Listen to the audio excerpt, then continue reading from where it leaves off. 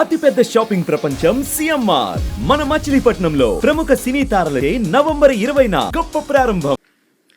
8 నెలలు అయిపోయిన తర్వాత కేవలం ఇక మరో 4 నెలలు మాత్రమే ఉన్న పరిస్థితుల మధ్య 8 నెలల పాటు కేవలం ఓటోన్ అకౌంట్ బడ్జెట్తో నడిపి మరో 4 నెలలు మాత్రమే ఇక ఈ సంవత్సరానికి మిగిలి ఉన్న పరిస్థితుల మధ్య బడ్జెట్ ప్రవేశపెడతా ఉన్నారు. ఆశ్చర్యం కలిగించే విషయం ఏమిటి అంటే ఇంతకాలం బడ్జెట్ పెట్టకుండా ఎందుకు సాగదీసినట్టు అని.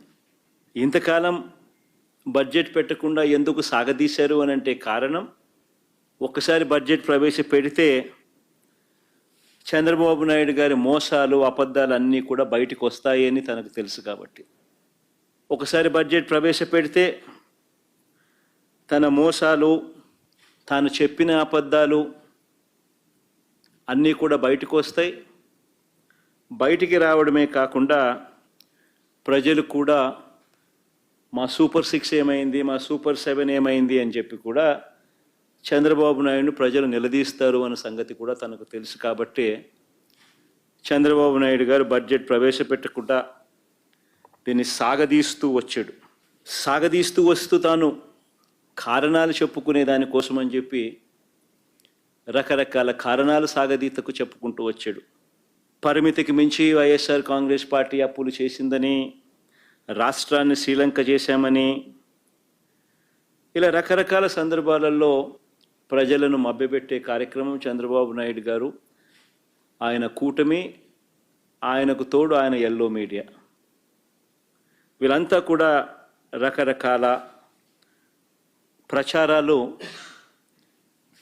పెడుతూ వచ్చారు.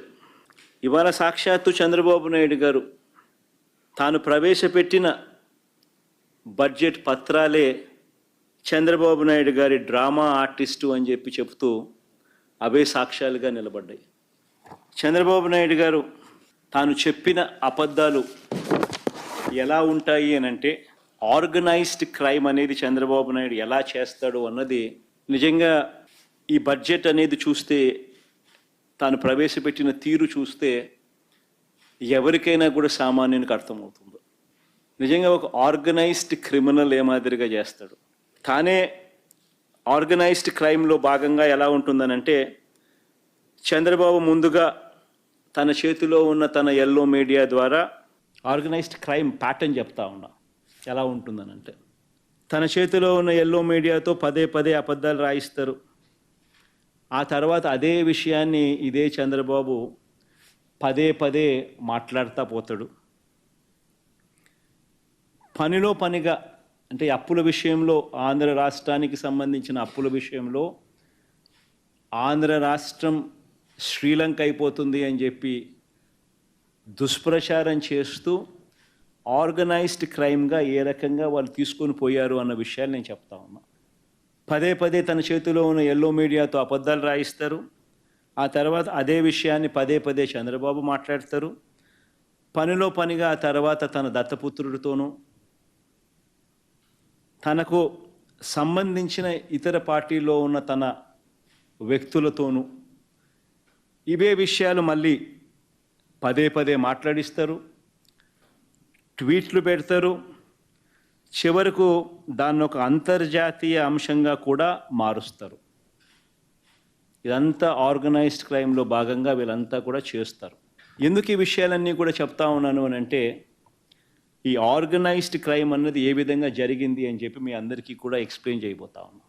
సాక్ష్య ఆధారాలతో సహా చూపిస్తా. మామూలుగా అయితే మీ అందరికీ తెలిసిన విషయమే, నాకు తెలిసిన విషయమే, అందరికీ తెలిసిన విషయమే, కామన్ సెన్స్ ఉన్న వాళ్ళు అందరికీ కూడా తెలిసిన విషయమే. ఏ రాష్ట్రమైనా కూడా, ఏ ప్రభుత్వాన్ని తీసుకున్నా కూడా ఆ ప్రభుత్వం అప్పులు చేయడము, అప్పులు తీసుకోవడం అన్నది బడ్జెట్లో భాగమే. ఇవన్నీ సర్వసాధారణంగా జరిగే విషయాలే.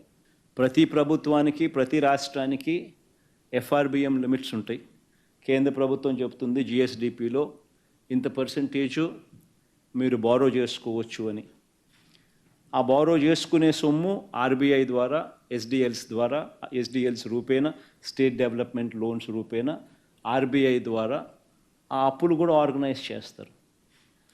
ఏ ప్రభుత్వమైనా కూడా ఇంత పర్సంటేజ్ ఆర్బీఐ ఏదైతే చెప్తుందో జిఎస్డిపిలో ఇంత పర్సంటేజ్ అని ఏదైతే చెప్తుందో 3%, 3.5% ఆఫ్ ది జిఎస్డిపి అని ఏదైతే చెప్తారో అంతే పర్సంటేజ్లో ఎవరైనా తీసుకోగలుగుతారు. బియాండ్ దట్ పర్సంటేజ్ ఎవరు తీసుకునేదానికి స్వేచ్ఛ ఉండదు అన్న సంగతి అందరికీ తెలిసి ఉన్న సంగతే. కానీ ఇదే పెద్ద మనిషి చంద్రబాబు నాయుడు గారు ఏ రకంగా ప్రచారాలు చేశారో, చంద్రబాబు నాయుడు గారి కూటమి ఏ రకంగా ప్రచారం చేశారో, చంద్రబాబు గారి ముఠా ఏ మాదిరిగా ప్రచారం చేశారో మీ అందరికీ తెలుసు.